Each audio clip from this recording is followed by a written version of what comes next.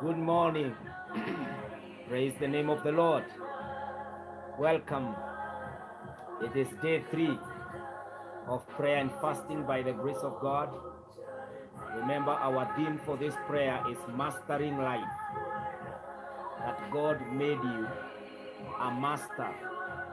God created you with the power to dominate, to rule, to reign in this planet. And so we are taking up our place. By the grace of God, we've come 6 months of this year. We are looking back, looking at where we are, and now focusing on where we want to be by the grace of God. And it is possible. By prayer, we can be able to do it. By prayer, we are able to do it. And so wapendwa, tunaweza kuomba, tunaweza kutenda, tunaenda kufanya, na Mungu atajidhihirisha kwa sababu ni mwaminifu wa kuaminika. Praise the Lord. Let me know about my sound. Selemina, good morning to you. And you're saying you are reconnected for production. Praise God. Simon Joroge, you are tuned in. Edward, praise God. Welcome. God bless you so much. Let's get into this. Kindly help me to share. Help me to share. Catherine Katha, you are tuned in and ready to pray. Kids are not okay, but praying for God's grace. May the favor of God and may the healing hand of God touch you, cover, and heal you in Jesus' precious name. Amen. Thank you, Joroge, for confirming that sound iko sawa. God bless you and God encourage you. So this morning, we want to hit the ground running. Today's subject, Suleiman, you are saying, I pray. Selemina, I pray for you. You are in Qatar.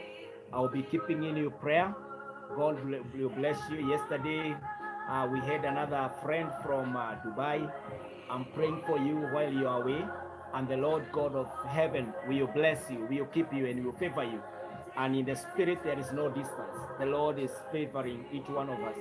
May the favor of God be upon us even this morning. I want us to pray, and then we begin. We introduce the subject of the day by the grace of God. Father, in the name of Jesus, you are the gracious God and the loving God.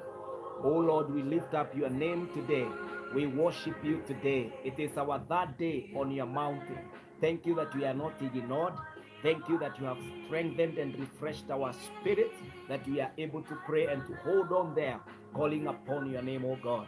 I pray for my sisters, I pray for my brothers, I pray for my moms and dads, everyone, wherever they are, whoever, Lord, is connecting and networking with us, oh God. Them that are abroad, thank you even for Selemina in Qatar. Father, Lord, God of heaven, reach out to each one of them and bless us together in the name of Jesus. Thank you even for Cover, whom you are healing today. Lord, we are grateful. As we start to pray together, as we fellowship in your word, I pray that God, I'm refreshed, anointed, and led of the Lord, and that I am blessed of the Almighty Father. Lord God, carry us through in this prayer session and hear our prayer this morning. This is our prayer this day. In Jesus' name I pray. Amen, amen, amen, amen. Amen. Thank you, Jesse. You have tuned in and you are praying for the church. May the favor of God be upon you, even as we continue to pray together this morning. Today we are dealing with our families. Today we are calling upon the name of the Lord because of our families. And so, wapendwa, I would want us to get into our families this morning. You know your family.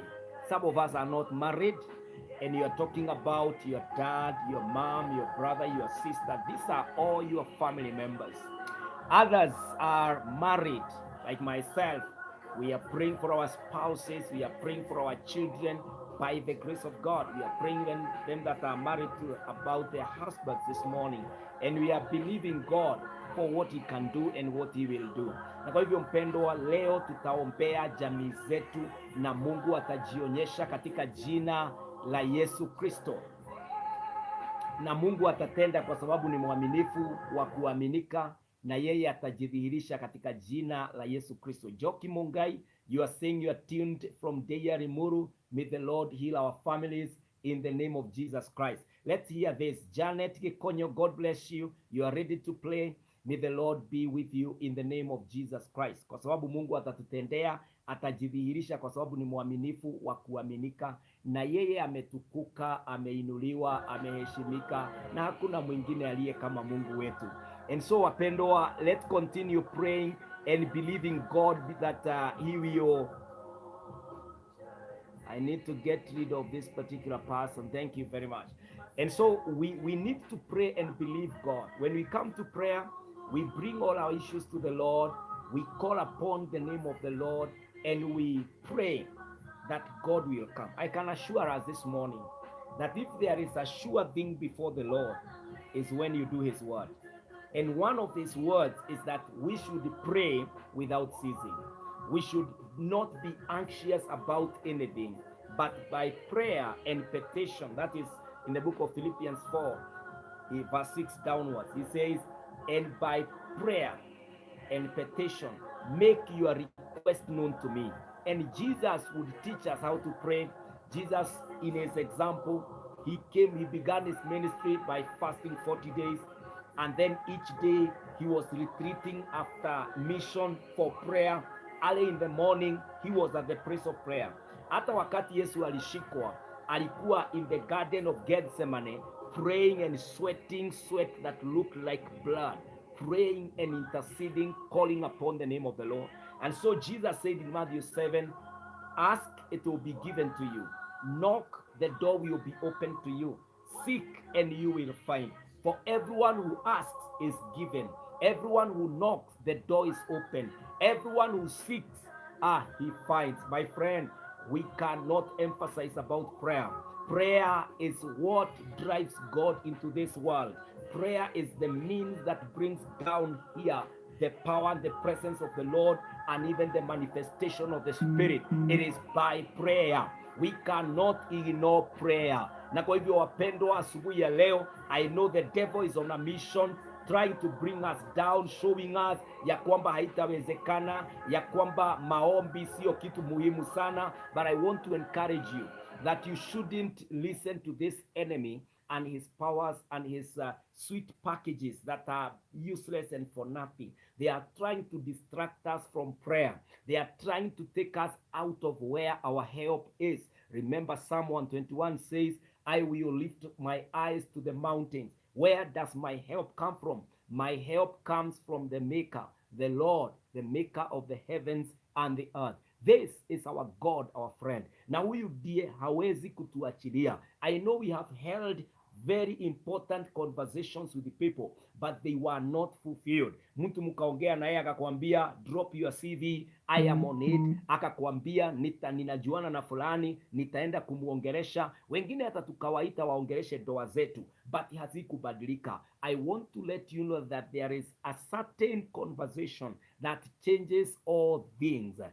Maombi inabadilisha mambo. When you talk about your issue to God, when you take your family to the Lord, you can remain hopeful. You can relax and wait upon the move of God in your family. Na kwa hivyo leo tungependa kuombea familia. I want to let us know something as we commence about this prayer, so that you can get the weight that it carries, so that you can give it the attention and the concentration and the energy it requires, even the sacrifice it requires. One, when God made Adam, right in Genesis chapter 2, the Bible tells us that God had created everything and he gave it to man.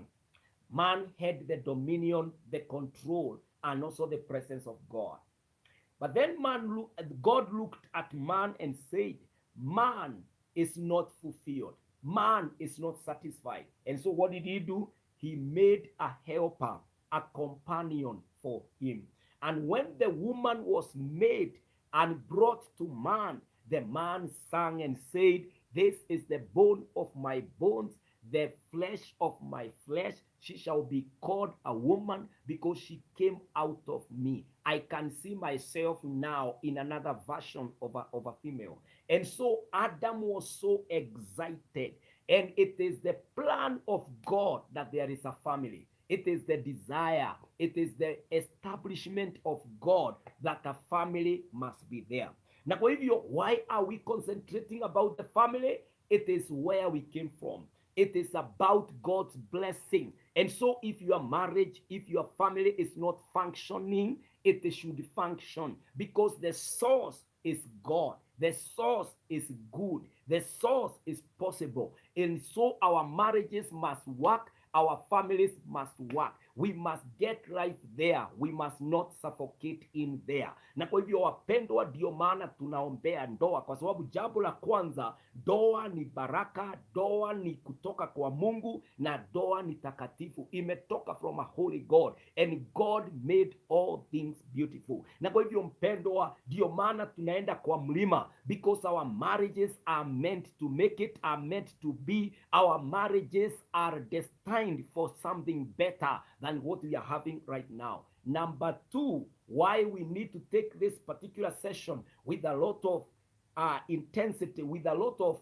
concern and energy, and giving our sacrifice and our all to it, is that the devil did not attack the sun.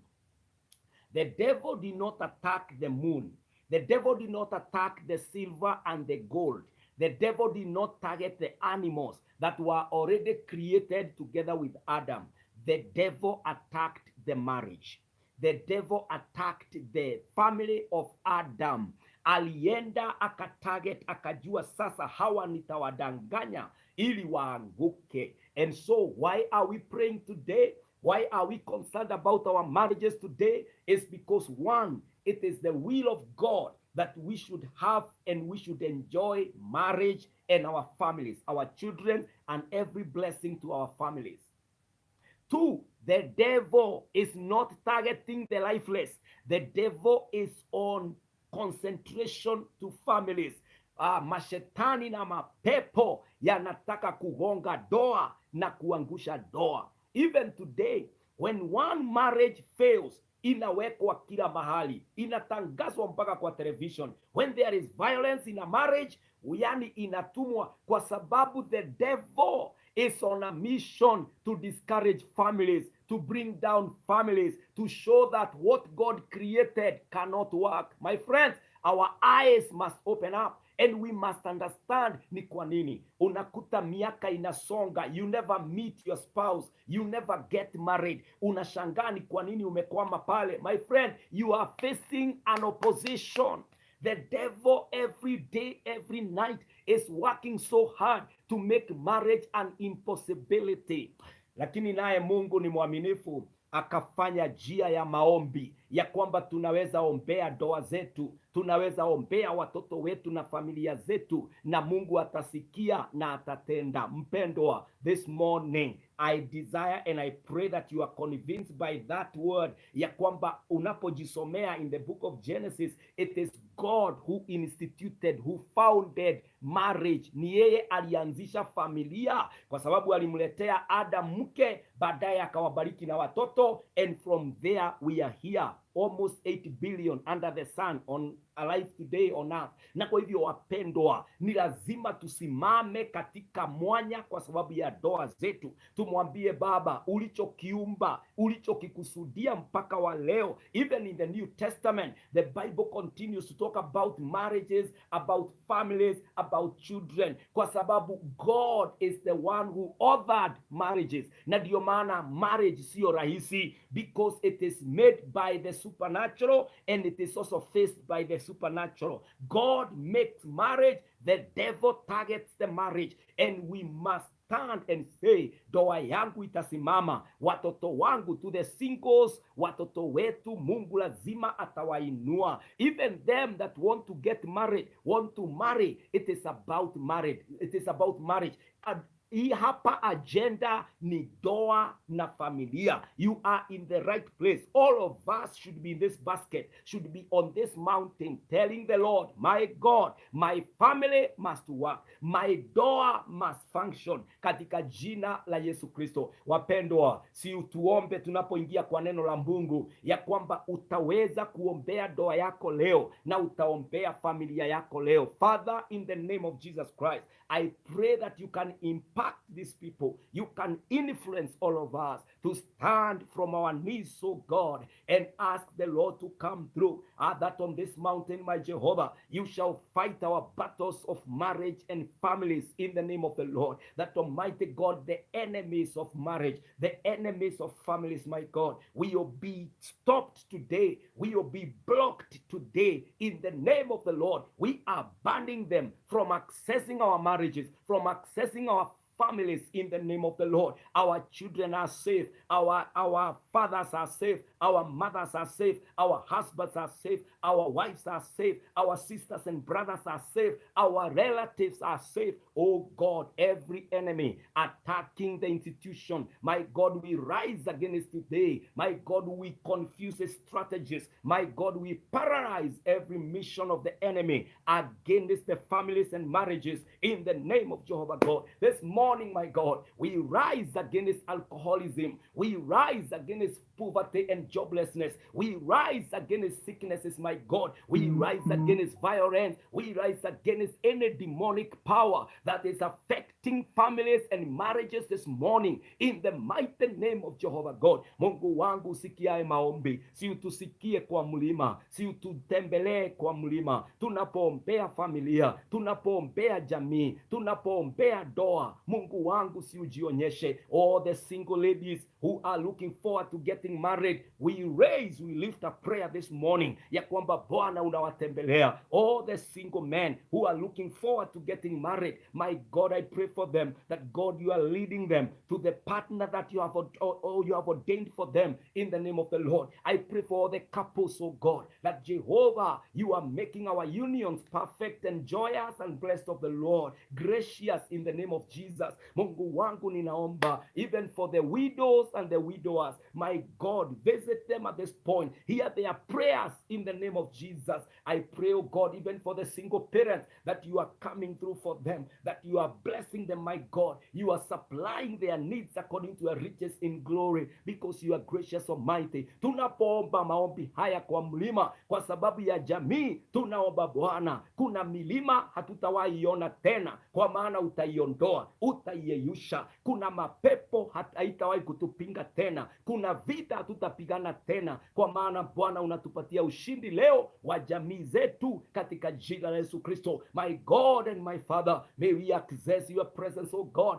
and may we receive in the name of the Lord, my God, our needs in the name of Jesus. Mungu wetu usikiae maombi, wewe ndiye kimbilio, tegemeo na tumaini. Ndio maana twaja siku ya tatu tukiwa tumefunga na tunaomba, ili Bwana jamii zetu na ndoa zetu ukazisimamishe katika jina la Yesu, ziwe imara katika jina la Yesu. My God, where there are tears right now, my God, come and wipe away the tears, Jehovah. Where, God, the marriage is about to break down, I pray, oh God, this breakup must not happen in the name of Jehovah God. Mungu wangu, divorce and separation is not our portion. Jehovah God, life and joy and prosperity is our portion in this union. Come through, oh God, and do what only you can do in the name of Jehovah God. Mungu wangu, tunapoomba, Mungu wangu, tunapokuita, si upatikane, si utujibu maombi, si Bwana ukatupokee katika mlima huu wa jamii, na ni katika Kristo Yesu Bwana twajikabidhi kwako Mungu, hata tunenee na utusikie tukiomba. In Jesus precious name we pray.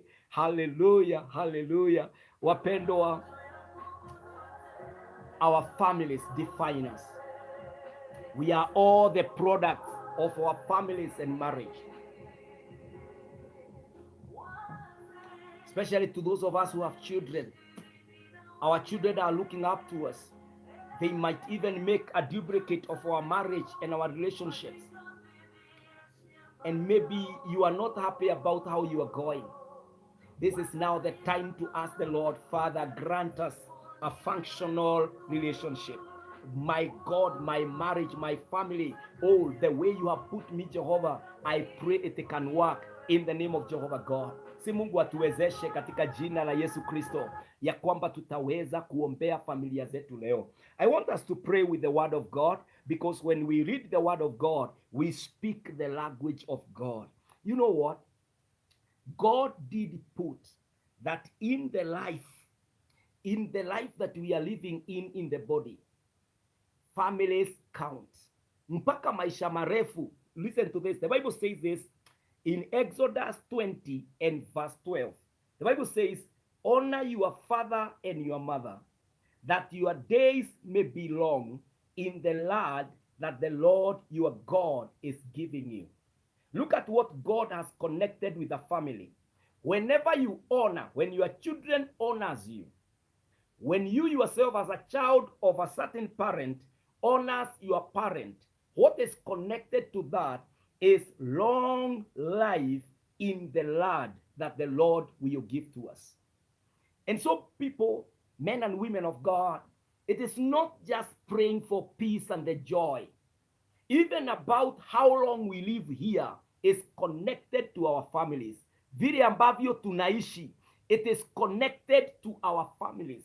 Na kwa hivyo wapendwa, how long you will live. Haya magonjwa yanakuja, unakuta premature death, unakuta watu wanaoana tu after some time wanakufa. Mtu anapata mtoto wa kwanza wa pili, hata kabla hajaolewa apate mtoto anakufa. Unakuta ya kwamba ni wazazi watoto wanakufa. You know, young parents ndio wanakufa. Na kwa hivyo wapendwa, we would want to pray that on this mountain, long life is our portion in the name of Jehovah God. Ya kwamba long life ni portion yetu. Mungu atatupatia, Mungu atatujalia katika jina la Yesu Kristo. That we will not fail, that we will not miss anything by the grace of God.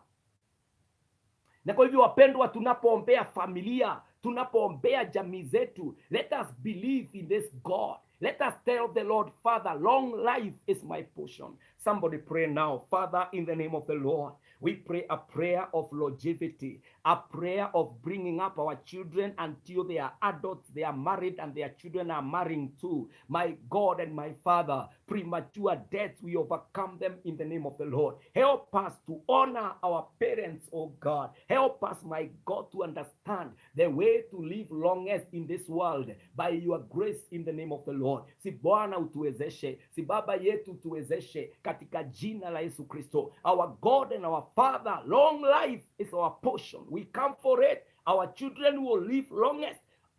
We the parents will live longest. We shall enjoy our relatives, our lives as a family longest in the name of Jesus. This is our prayer in Jesus' name. Amen. Amen. Praise the name of the Lord, wapendwa. Tuombe ya kwamba tutaishi maisha marefu by the grace of God. That is number one area that you need to get concerned, that you will not die before you have seen it all. The grace and the favor and the blessing of the Lord upon our lives by the grace of God. Number two, the Bible says this, bear with one another. And if one has a complaint against another, that is Colossians chapter 3 and verses 13. Bear with one another. And if one has a complaint against another, forgive each other as the Lord has forgiven you, so you must forgive. Kama kuna kitu kina adui wa doa, adui wa familia, ni kutosameheana. Kila mmoja amebeba grudge. Tumesikia watu wakipigana, watu wakiumizana, violence in marriages, na unashangaa hawa ni watu waliopendana. What happened? What transpired? I want to let us know ya kwamba one of the things that make it hard for marriage to function and for families to be together is lack of forgiveness.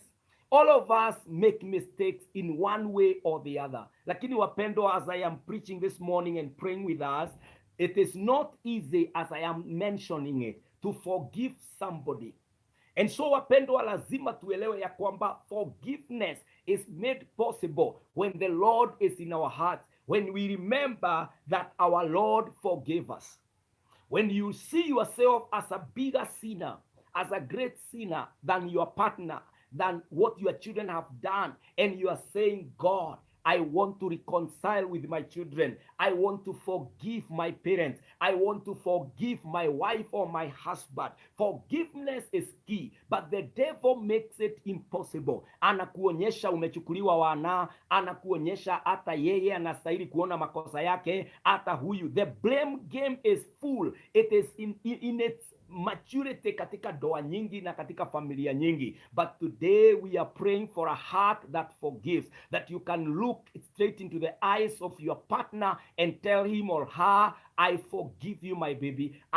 You look at the straight into the eyes of your children and you say, I forgive you, my son. I forgive you, my daughters. Or even you sons and daughters, you're saying, Father, I have always held this grudge within me. I release it. I forgive you, my daddy. I forgive you, my mom. Because either of the parties wanaweza kuwa ndio wanafanya kukwazana. And so today we are praying that forgiveness is possible. Kama kuna watu hawaongeleshani saa hii, even as we pray, omba ya kwamba Mungu atakupatia, atakuumbia roho ingine. Na maybe your partner is not saved and he or she cannot see what you are talking about. Si tumuombe, Mungu ata reach out to that spirit, that soul, na ataiyeyusha na tutasameheana by the grace of God. Mungu wetu na Baba wetu wa mbinguni, I pray for forgiveness amongst the family members. Naomba Bwana, wale ambao wamekwazana na wamekwazika, ya kwamba Mungu wataomba msamaha katika jina la Yesu Kristo, ya kwamba watarudiana na Mungu wetu, watafanya haki na wataendelea mbele katika jina la Yesu Kristo. My Father, I pray that unforgiveness will not break down marriages, will not bring down our families that are blessed of the Lord and we have invested so much to get here.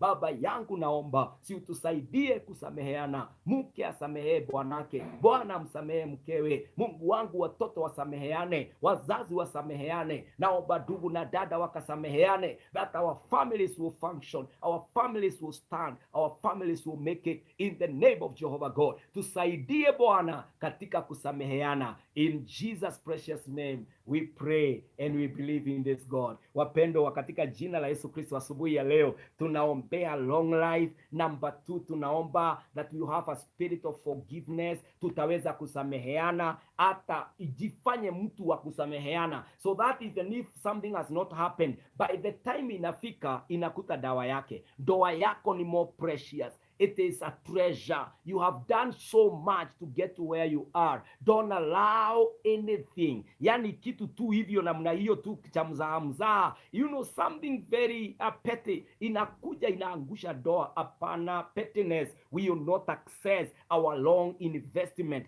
Vile ambavyo tumeinvest in our union, hatutaangushwa na hii mambo. Watoto wangu sitawalaani ati kwa sababu ya jambo walifanya. Hapana, I will bless them because I have a big room for forgiveness. Mami, umekwazwa na watoto for a long time. I pray for you in the name of the Lord. Usiwalaani. Si Mungu akuubie roho ingine ya kusamehe watoto wako na kuwaombea mahali wanafanyia kazi kule ng'ambo, mahali wameoa, pengine hata walioa na hukupenda yule aliolewa. I pray in the name of the Lord that there will be a forgiving spirit and heart that is being born today on this mountain in the name of Jehovah God, ya kwamba Mungu atatenda na atajionyesha kwa sababu ni mwaminifu. Hallelujah, praise the name of the Lord.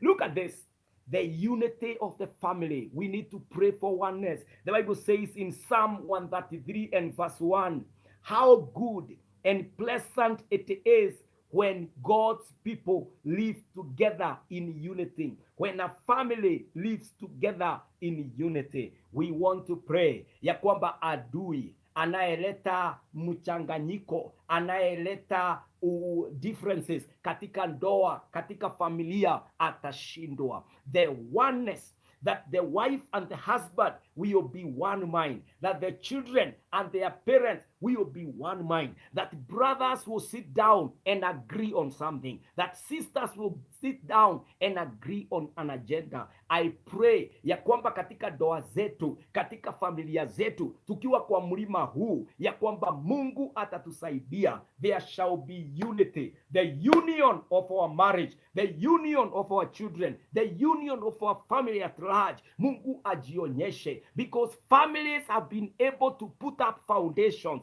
Families have been able to put up big investment because they were together.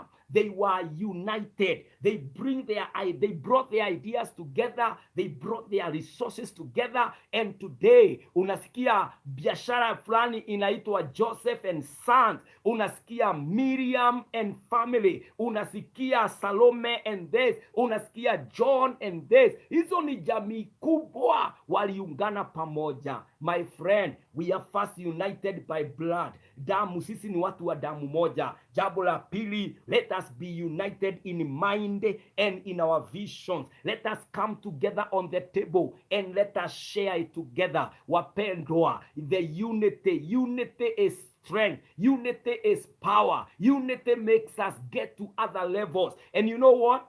What keeps unity is trust. And in a family inaweza kuwa na more trust than strangers, kwa sababu ya kuwa mmezaliwa pamoja, mumekuwa pamoja, munaelewana. Lakini wakati the devil manages to cause mistrust, cause distrust, ya kwamba hakutakuwa na kuelewana, hakutakuwa na ule umoja. When the devil is able to plant that particular mistrust, unakuta ya kwamba hiyo jamii inagawanyika. I want to pray for us that husbands and wives will be one mind, one heart and one vision. Ya kwamba watoto wetu waliozaliwa katika ile ndoa wataungana na ile maono na zote tutatembea. Ya kwamba wazazi wetu watapenda watoto wao, hata tutaitwa na relatives kwa sababu wameona deal, wameona nafasi inaweza kutusaidia kama familia. I pray for us today in the name of the Lord that unity is our portion in our marriages. Unity is our portion in our families. Katika jina la Yesu Kristo. Naomba kwa sababu ya wale ambao walianzisha kampuni pamoja, lakini you have gone astray, you are different ways, ya kwamba hata wengine wako na makesi kotini kwa sababu your brother yako amekupeleka kotini ama amekunyang'anya. Hata wazazi wameenda kotini kwa sababu watoto wananyakua urithi kwa nguvu. I pray that the unity that is from the Lord will be our portion in our marriages, in our families, in the name of Jehovah God. We are mastering our families today. We will run our families and our marriages as a place of unity, as a place of greatness and blessings in the name of Jehovah God. Tunakataa kugawanyishwa, tunakataa kusabaratishwa. I pray for all of us ya kwamba there will be cases that will be withdrawn na zimekuwa kotini kwa muda mrefu. There will be people who are coming back to home.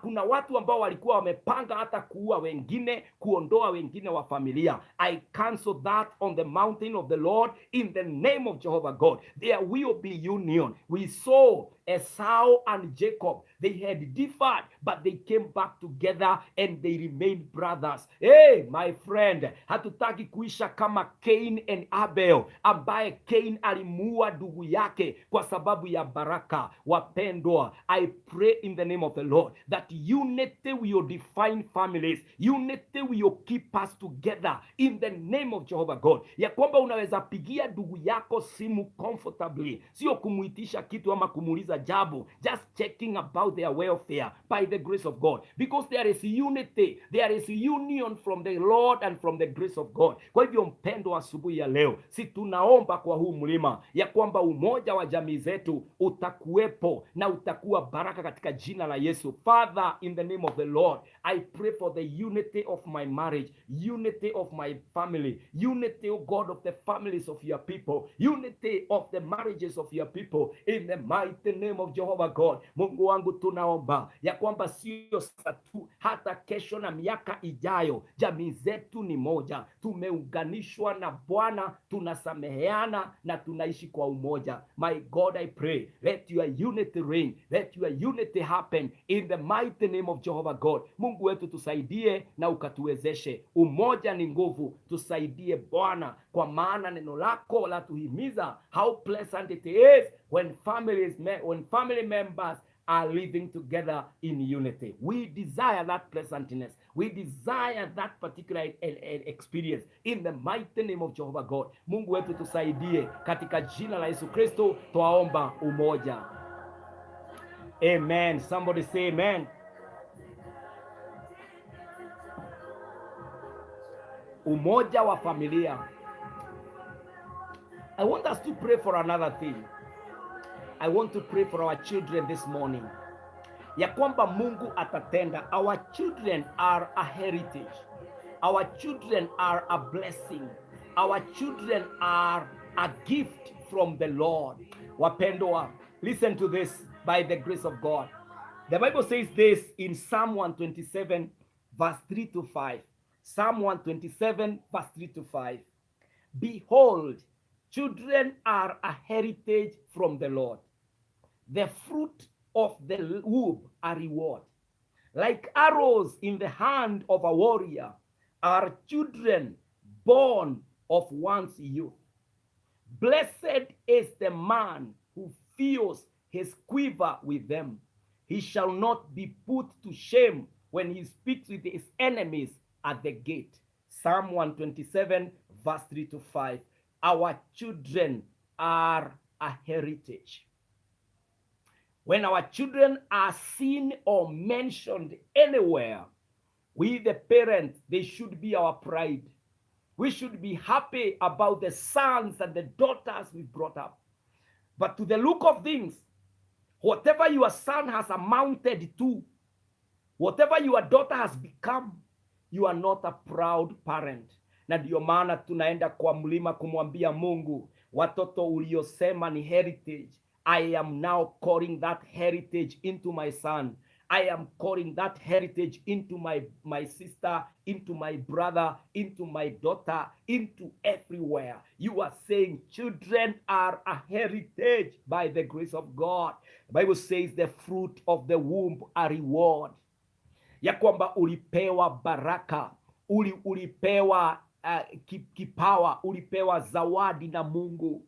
Na kwa hivyo mpendwa, zawadi yoyote inastahili kuwa ni ya baraka. Wapendwa, zawadi kutoka kwa Mungu ni zawadi ya baraka. The child, the baby, the son, the daughter, the children God has given you, the Bible shows, the Bible describes them as a reward. And so this morning tunakataa kuchukua jambo lolote ambalo sio baraka. Kama mtoto wako ako ndani ya pombe, tunakatana na pombe. Kama mtoto wako ako ndani ya crime, tunakatana na crime.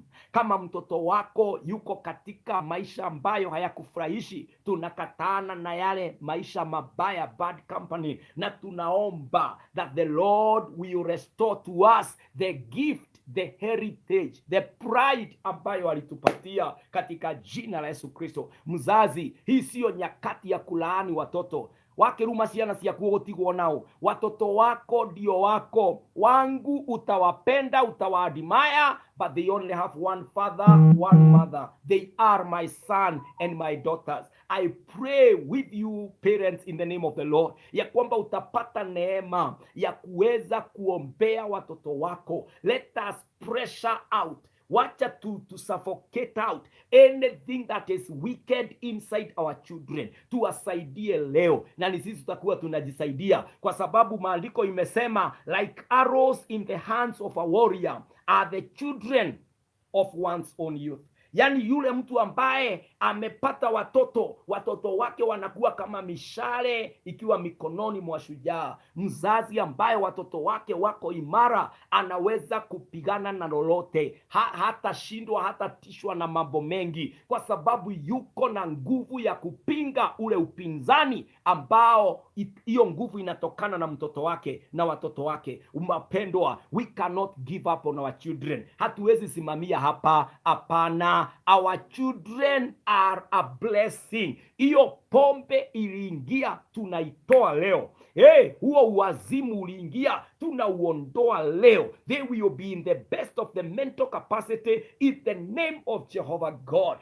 Huo uchawi na uganga tunauinukia. Hayo madhabahu ya giza, ate mundu uria wetagwo ritwa ria ng'ania, they cannot prosper. We are canceling and overcoming those powers of those altars in the name of Jehovah God. If there is a pattern in your family line ambayo inafuatanga watu, ya kwamba yeyote anaitwa jina hili lazima akunywe pombe, ya kwamba yeyote ambaye ameitwa jina hili lazima aoleke kwa polygamy, ya kwamba yeyote afanyange hivi hawezi olewa, we want to cancel that out and render it powerless. We nullify it, we stop it, we demolish its powers from the root, we crush it down in the name of Jehovah God. Hayo mapepo na hiyo misemo na hiyo midomo tunainyamazisha in the mighty name of Jehovah God, our Father and our God. Children are a heritage, a reward, my God, of our womb by the Lord. My Father, my God, I pray,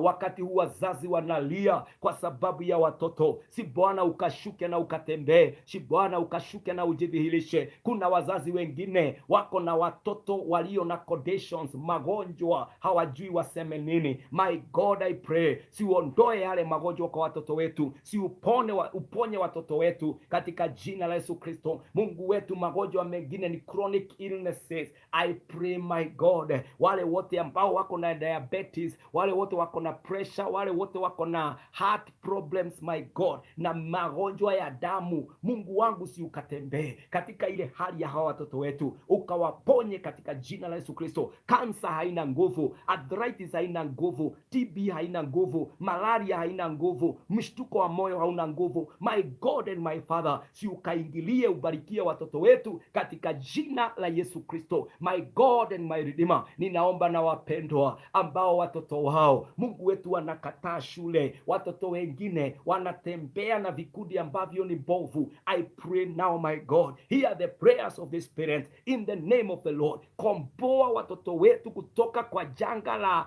la pombe. Mungu wetu, komboa watoto wetu kutoka kwa majanga ya madawa ya kulevya. Mungu wetu, wakomboe wote kutokana na majanga ya kutooa na kutoolewa. Watoto wetu wabariki, watoto wetu wainue, majanga ya kukosa kazi. Mungu wetu, fungulia watoto wetu njia za kunawiri, na ili Bwana maandiko yako yakakamilike, what you have said that they are heritage, in the name of the Lord. Tunasimama katika mwanya, tunaombea ndoa, tunaombea wazazi, tunaombea watoto, all in the family. My God, come through and do what only you will do in the name of Jehovah God. Mungu wetu, kwa huu mlima mwezi wa 6 tunasimama na familia zetu. Nothing will erode away, nothing will take away our families and our children in the name of Jehovah God. Mungu wangu, si utembee, Mungu wangu, si utende, Mungu wangu, si ujidhihirishe katika jina la Yesu Kristo. Thank you for the opportunity on the mountain to call upon your name for our families, oh God. Hear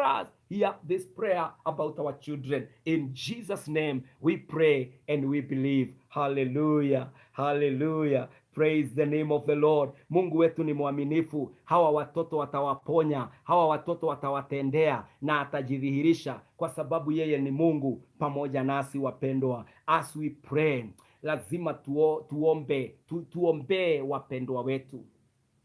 Let us pray about love.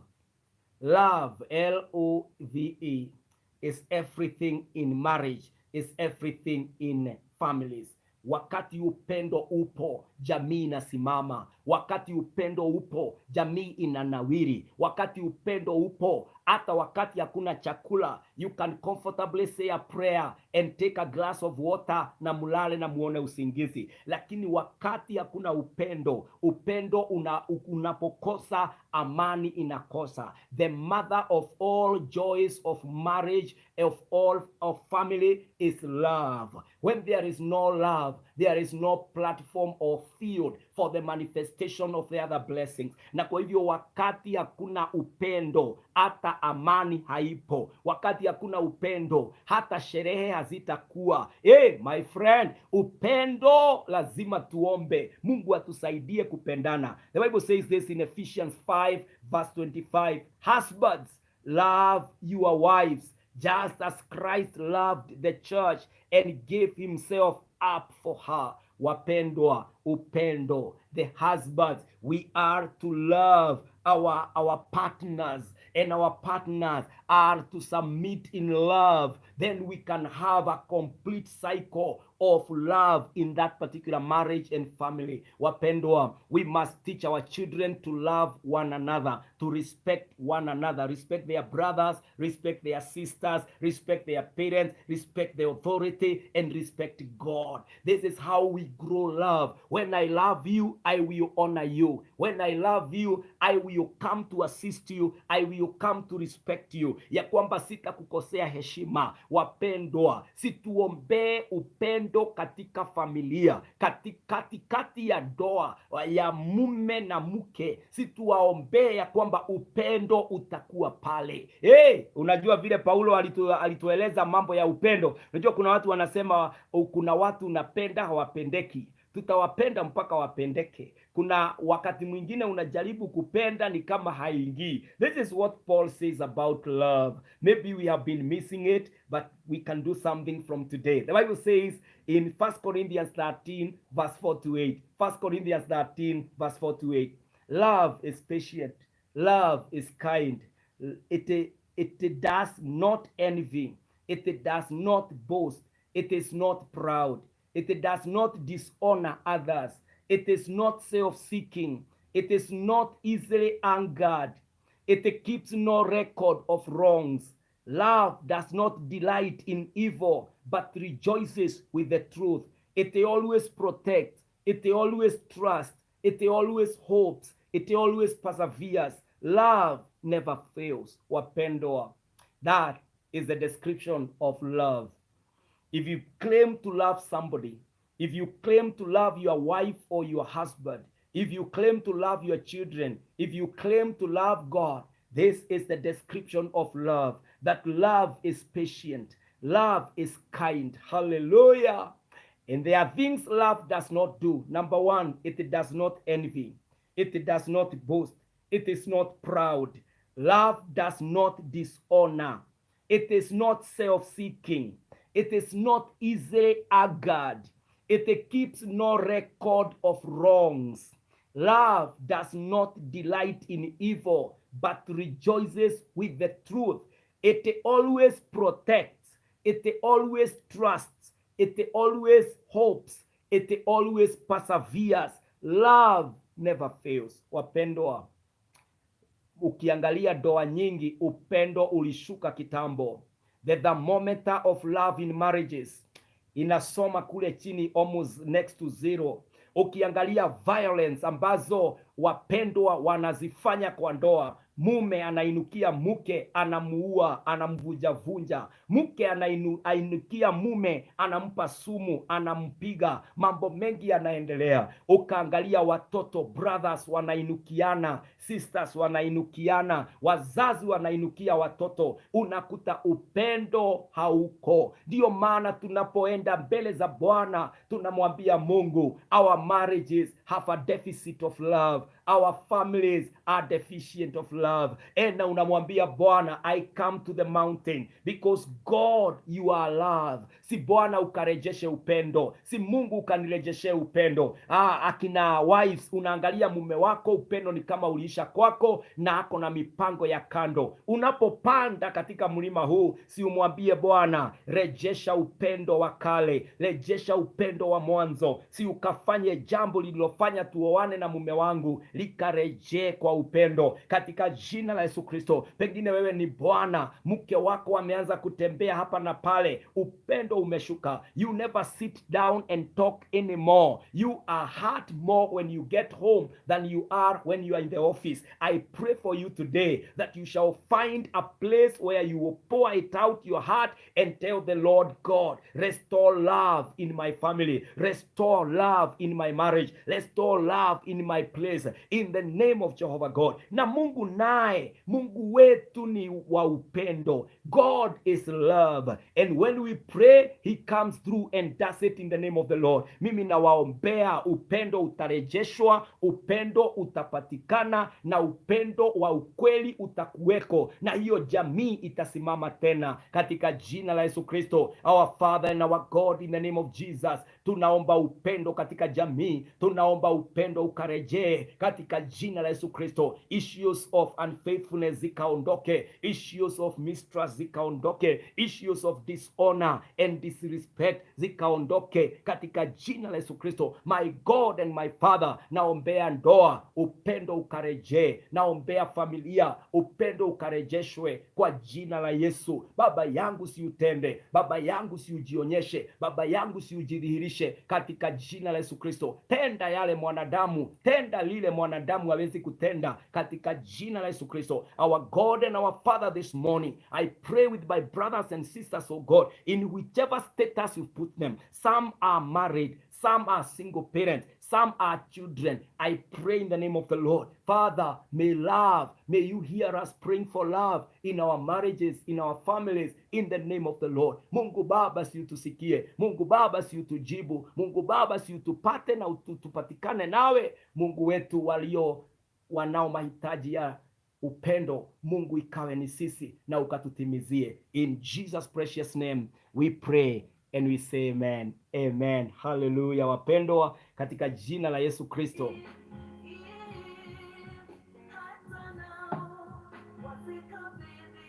Wapendwa, when you love so much, the Bible have said that love does not keep record of wrongs. Haukubukangi that anything and everything ambayo ilifanyika kwako, hiyo unaisahau na unasema tunaenda mbele. Nawe ukisamehewa, sameheka. Rudie. You know, love your family. Love your family by the grace of God.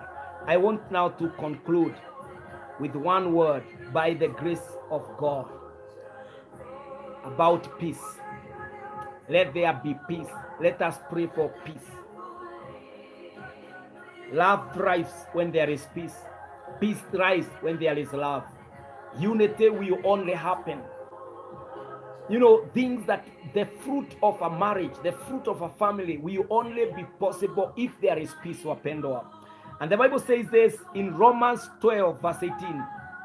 If it is possible, as far as it depends on you, live at peace with everyone. If it is possible, as long as it depends on you, live at peace with everybody. Naye Mungu atatujalia na atatunemesha. Naomba ya kwamba Mungu atasaidia amani ipatikane katika ndoa zetu, amani ipatikane katika nyumba zetu, amani ipatikane kwa watoto, kwa wazazi, kwa ndugu na dada, kwa jamii nzima katika jina la Yesu Kristo. I pray that you shall receive the peace of God. I pray that the peace of God will be your portion as we go to the mountain of prayer. That is where Jehovah Shalom is. Na Mungu ataweza kutupatia amani katika ndoa zetu katika jina la Yesu Kristo. How I pray that in the name of Jesus, ya kwamba mkono wa Bwana wa amani utanyooka juu ya ndoa zetu na tutasimama tukiwa tumebarikiwa katika jina la Yesu Kristo. I pray that this morning we will feel the desire, we will feel the need to go up the mountain of the Lord and intercede for our families, intercede for our marriages in the name of Jehovah God. Watu waende katika milima ya maombi, watu watoe dhabihu kwa sababu ya familia na ndoa zao, waamini Mungu na waseme, Bwana naja mbele zako, ni kwa sababu ndoa imeniumiza, ni kwa sababu familia imeniumiza, and now I come to the mountain where it is a hospital. I come to rest in your hands, oh God. Do what you do to a broken marriage, to a broken relationship, to a broken family, to a bitter and painful experience in family. My God, niko hapa hospitali na Mungu atatuponya. He is Jehovah Rapha. He heals us. Anakujua, anakufahamu na atakutendea. Wapendwa, I pray for us today ya kwamba on the mountain of prayer tutaweza kuona mkono wa Bwana ukifanya kazi, neema ya Mungu ikitenda na ikijionyesha katika maisha yetu, na kuombea leo katika jina la Yesu Kristo ya kwamba utapata neema, kibali cha Bwana kitakuwa juu yako. Wacha hata unaweza nitumia on my inbox your prayer item about your family, tutaweza kuomba pamoja. My number is 0725743631. You can inbox me, you can even WhatsApp me. Tunaweza kushiriki kwa haya maombi ya jamii, maombi ya familia, na Mungu atajionyesha. 743-631. Si Mungu akakubariki, Mungu akakuneemeshe na baraka yake iwe pamoja naye. Si nikufanyie maombi ya mwisho unapoendelea kufunga. Na leo jioni ninakukumbusha tutakuwa na another live stream, na pia tutakuwa na prayer conference ambayo itakuwa ikiendelea pale kanisani mwendo wa saa moja jioni mpaka saa 2:30 hivi usiku. Tutakuwa na conference inaanza leo na itaisha na kesha on Friday, half kesha itaisha midnight by the grace of God. Na kwa hivyo kama uko around, unaweza access Voice of God Church and Ministries. We are right here in Kenoa along Wayakiwe opposite Mama Ngina Primary School. Utatupata pale Voice of God Church and Ministries, mahali tunaendelea na haya maombi in unity of brothers and sisters by the grace of God. Si ukuje kila jioni, si ujiandikie every evening from 7 p.m. to 8:30. You will be on live stream, you will be on YouTube, you will be on Facebook, ama utakuwa in person ili tuweze kuomba. It is 5 days of mastering our lives. On Monday we prayed ya kwamba Mungu atatubariki na atatusaidia even as we master our lives. Yesterday we prayed for that mastery. Today we are praying for that mastery in different areas. Today we are mastering families by the grace of God. Yesterday we were mastering health by the grace of God. Tunaendelea hivyo na Mungu atajionyesha, atajidhihirisha katika maisha yetu. Father, in the name of Jesus, asante kwa wapendwa hawa. Si wainue Bwana, si neema yako ikawatoshe, si jamii zetu ziwe za baraka Bwana, si ututendee kwa mlima tunapoomba. Mungu jifunue, jionyeshe, tupe amani katika doa, tupe upendo katika doa, tupe umoja katika doa, tupe Bwana maisha marefu katika doa, tupe Bwana baraka ya mali katika jina la Yesu. Supply our needs, oh God, with prosperity in the name of Jesus. Mungu wangu na baba yangu, naomba utuhuishe kwa mlima. My God and my Father, as we fast and pray, naomba Bwana ukatupokee katika mlima na ukatutendee, kwa sababu wewe ni mwaminifu. Thank you for your love. Thank you for your care. Thank you that your presence is together with us. We are grateful and we are thankful. In Jesus' name, Lord, hear us on your mountain. Amen, amen, amen. Wapendwa, Mungu wabariki sana, nayo neema itutoshe na baraka ya Bwana iwe pamoja nanyi. Tuonane jioni by the grace of God pale Voice of God Church and Ministries saa 1, and also on Facebook and YouTube by the grace of God. God be with you, and may the grace abound all the more. Have a prayerful day and an anointed time, a refreshing time on the mountain of prayer. In Jesus' name we pray. Amen, amen, amen. God bless you.